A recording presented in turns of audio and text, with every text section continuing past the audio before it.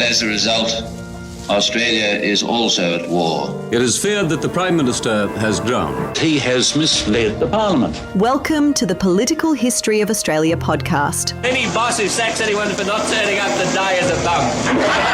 I will not be lectured by this man. Why won't you call an early election? Mate, because I want to do you slowly. I want to do you slowly. With your host, John Ruddick. Episode 2, Britain versus France.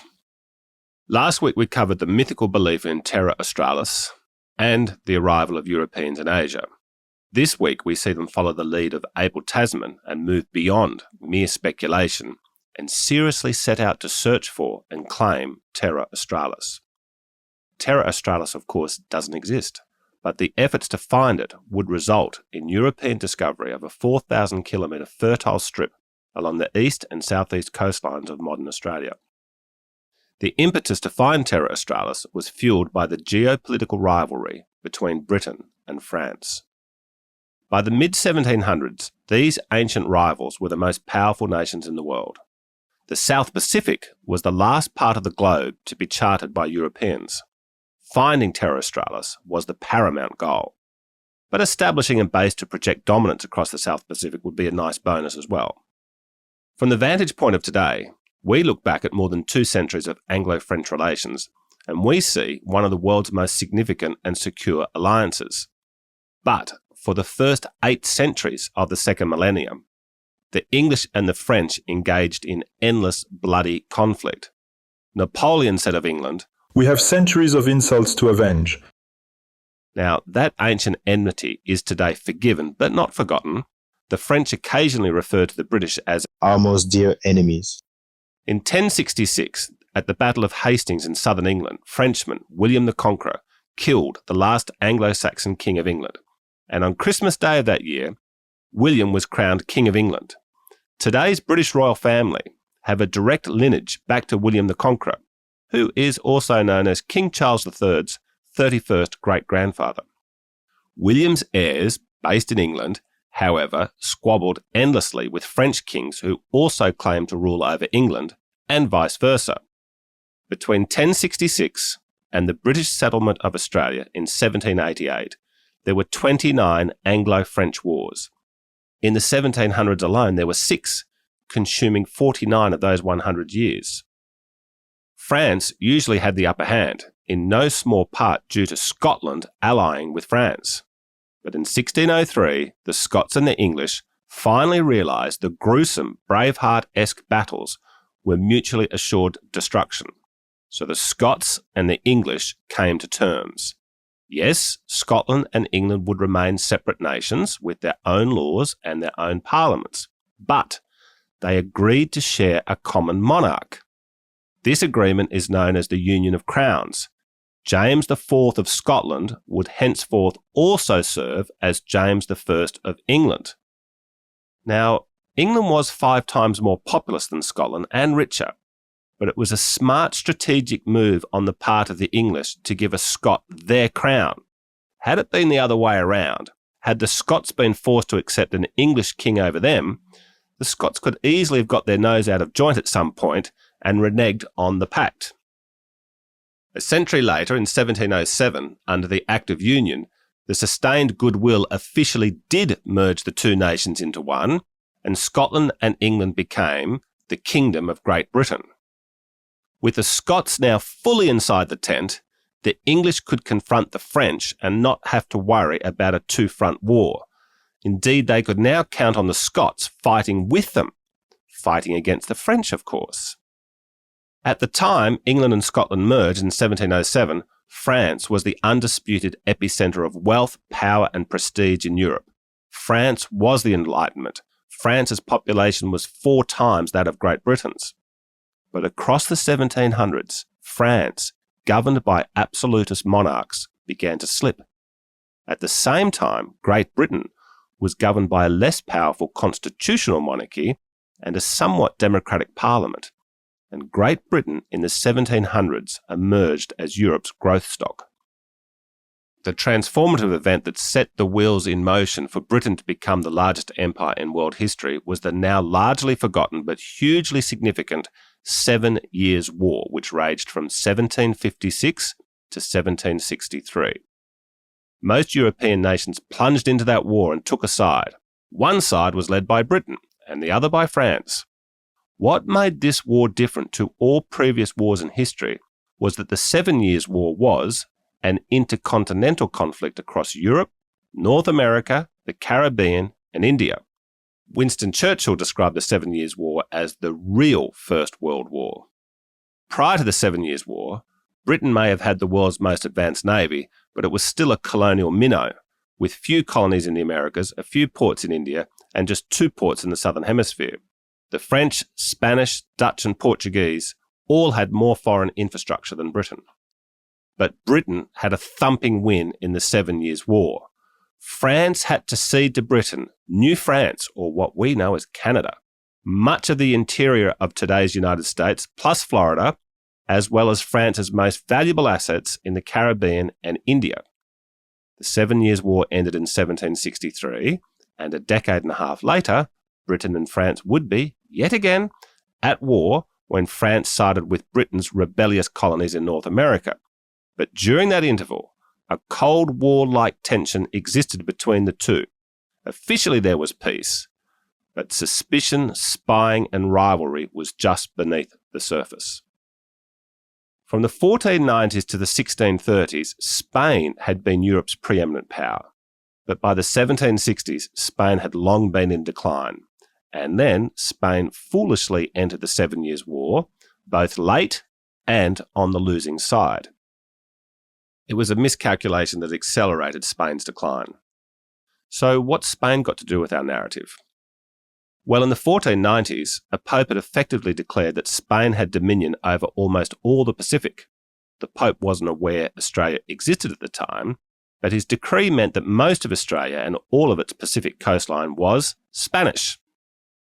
But post-Spain's loss in the 7 Years' War, that papally bestowed claim was now meaningless.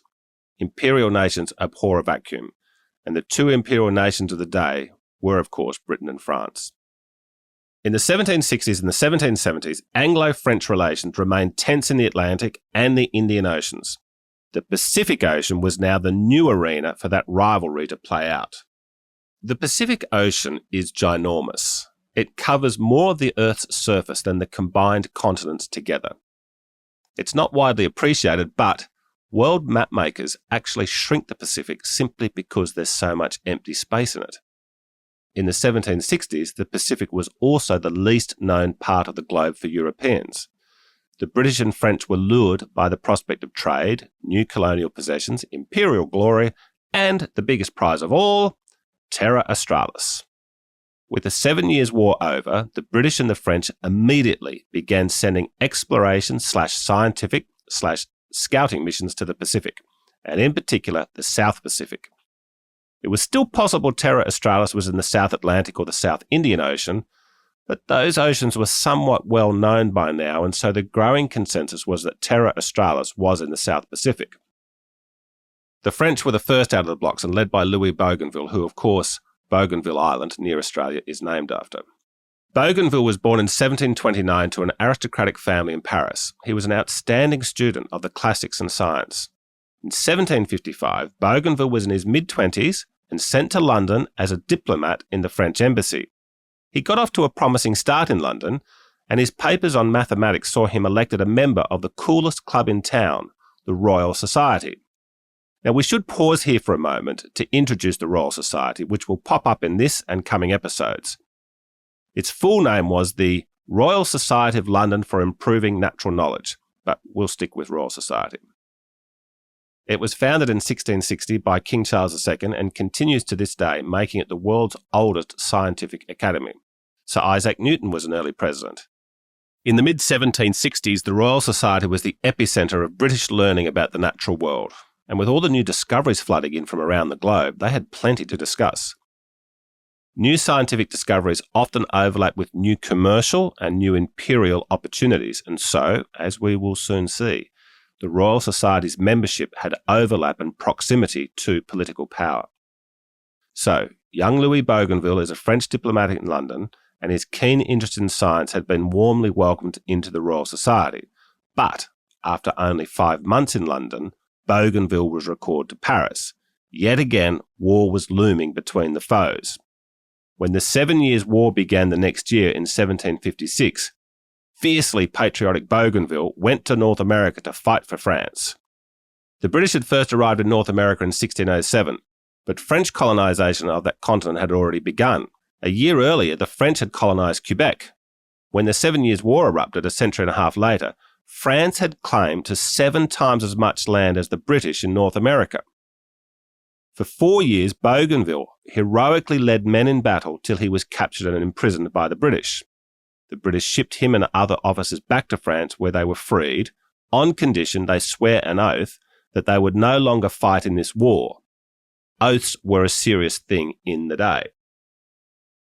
Bougainville spent the remainder of the 7 Years' War as a diplomat. He was at the table in 1763 when the peace negotiations handed so much French territory to the British, which must have been acutely painful for patriotic Bougainville. But he was still a young man. He promised himself he would avenge Britain of this national shame. Bougainville personally committed himself to take the lead in restoring French pride and the French Empire via new colonial acquisitions.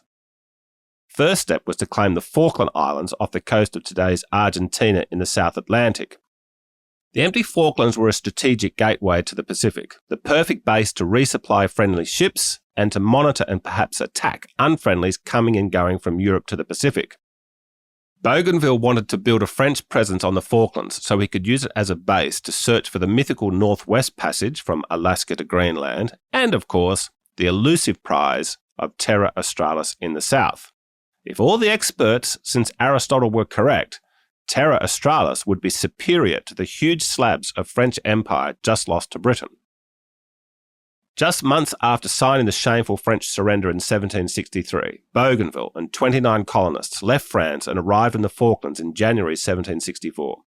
The settlement got off to a promising start, so Bougainville returned to France to recruit more volunteers.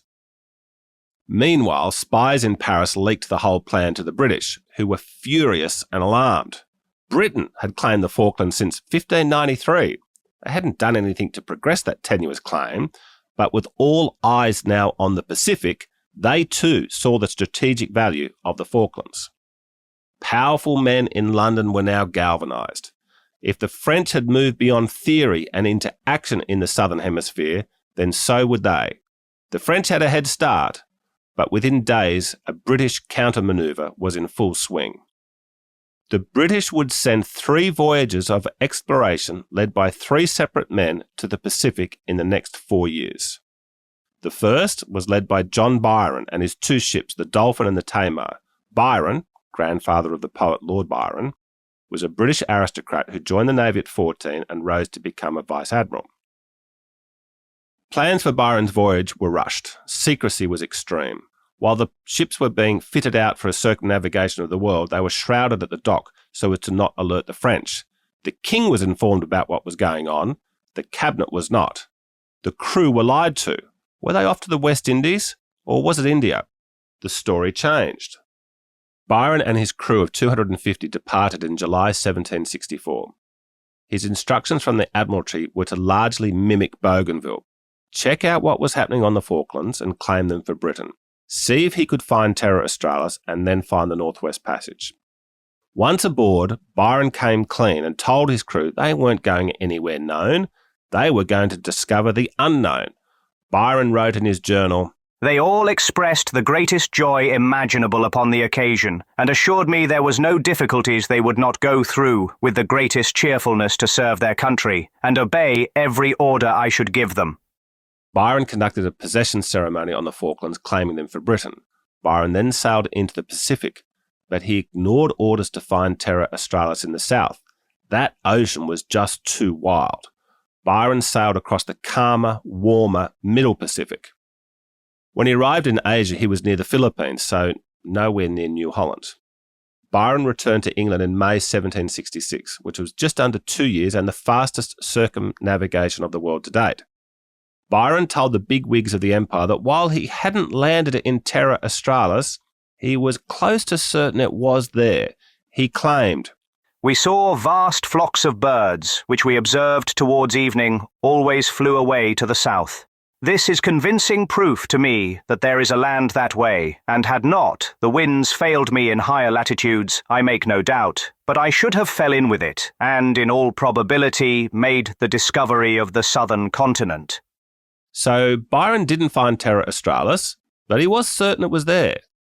The British tried to keep Byron's voyage a secret, but with a large crew, it didn't take long for the French to know everything, especially about supposedly being near Terra Australis.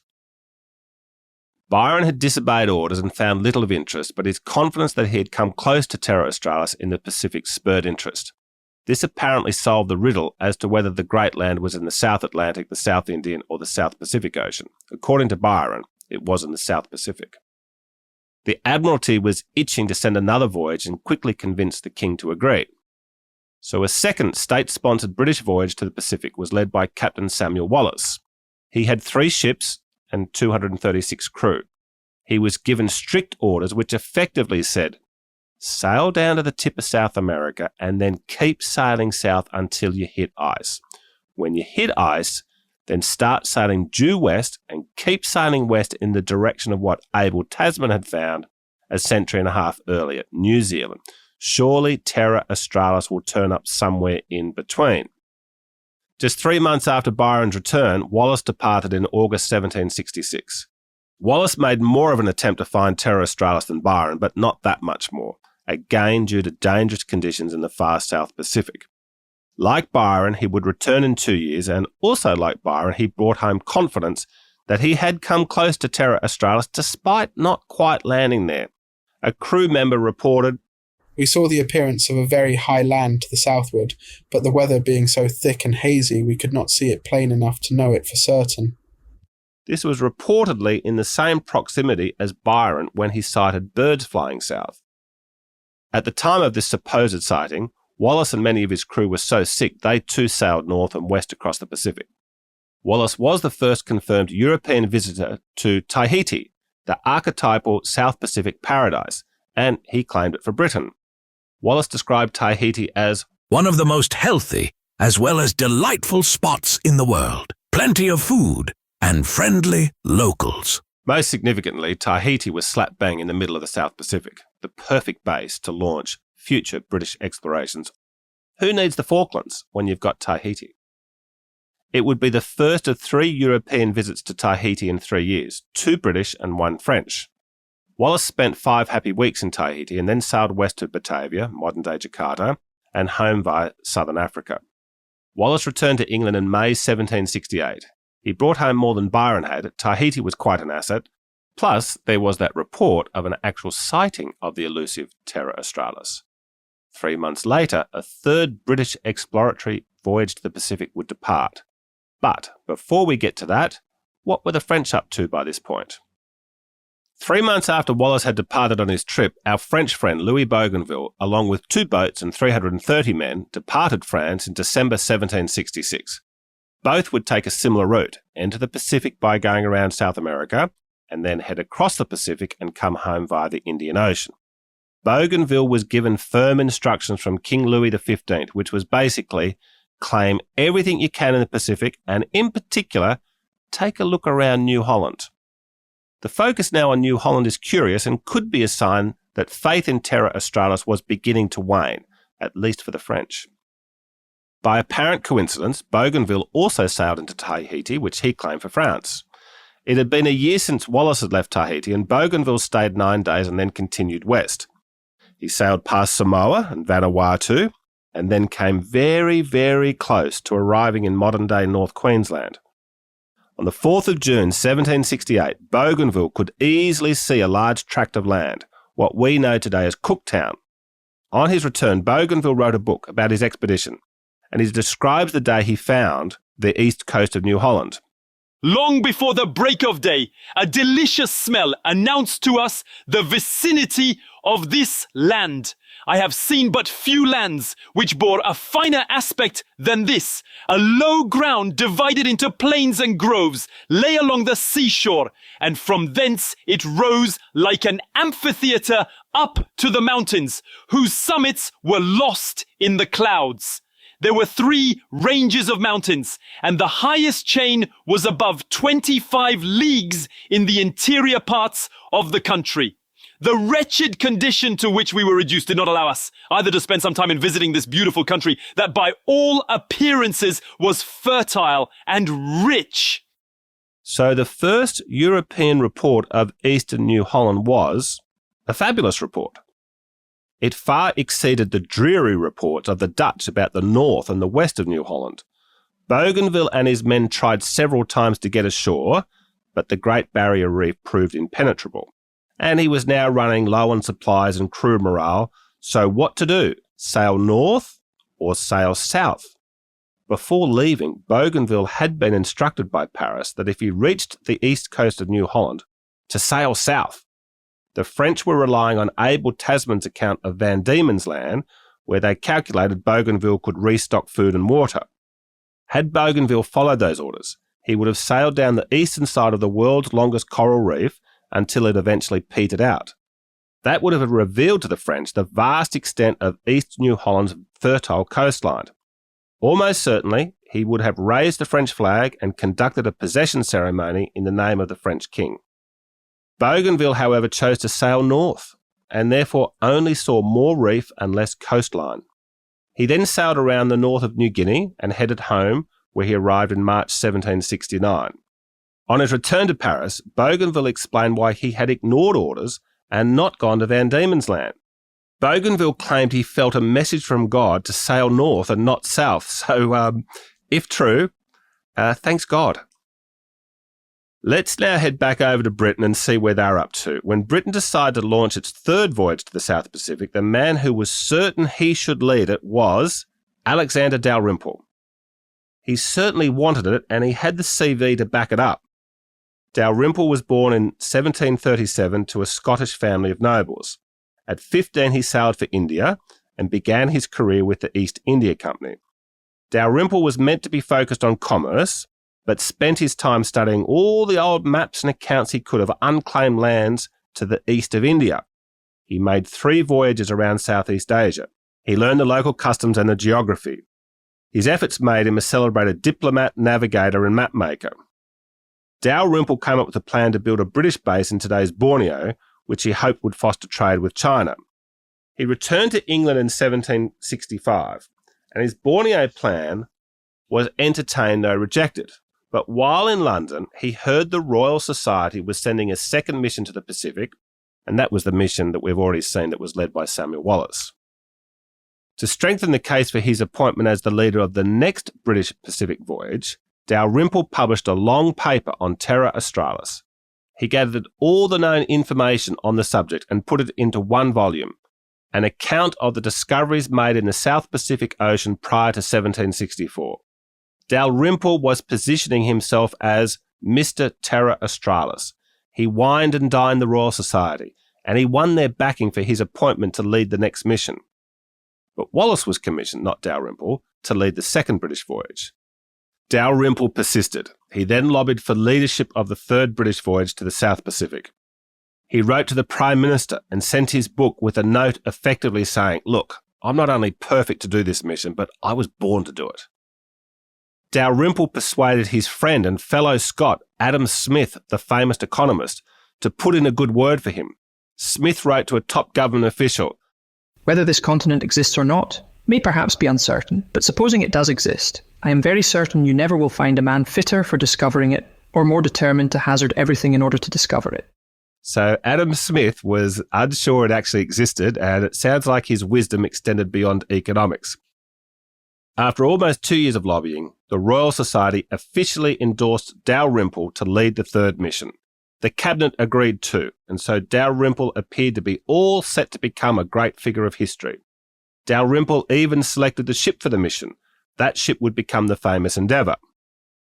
Dalrymple was thrilled, but days after his appointment was confirmed, it was retracted.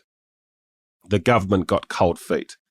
Ostensibly, it was because Dalrymple was not of the British Navy. He was an East India Company moneyman. The 2 prior British voyages had been disappointments because both failed to sail into the deep south of the South Pacific and find Terra Australis. This third mission required leadership from a gutsy naval officer who would not let challenging conditions abort the principal purpose of the mission. The most impressive historical examination of this period are 2 recently published books by historian Margaret Cameron Ash, Lying for the Admiralty and Beating France to Botany Bay. Cameron Ash argues the British government may have been concerned if Dalrymple did open up new sources of new wealth, that the principal beneficiary would not be the government treasury, but the shareholders of the East India Company. There was also a national election on, and the East India Company corruption was a major scandal, so appointing a company man like Dalrymple to lead the next voyage was bad optics. Dalrymple must have been bitterly disappointed, and it's not the last time Dalrymple's disappointment will feature in this narrative. Join us next time when we meet the dynamic duo who saw the British pip the French at the Pacific Post, Lieutenant James Cook and the young, irrepressible, visionary scientist-statesman who would go on to spend the rest of his life as the unofficial Minister for New South Wales, Joseph Banks. Thank you for listening to this episode of the Political History of Australia podcast with your host, John Ruddick. Click follow to receive episode notifications, and leaving a review helps others find the podcast.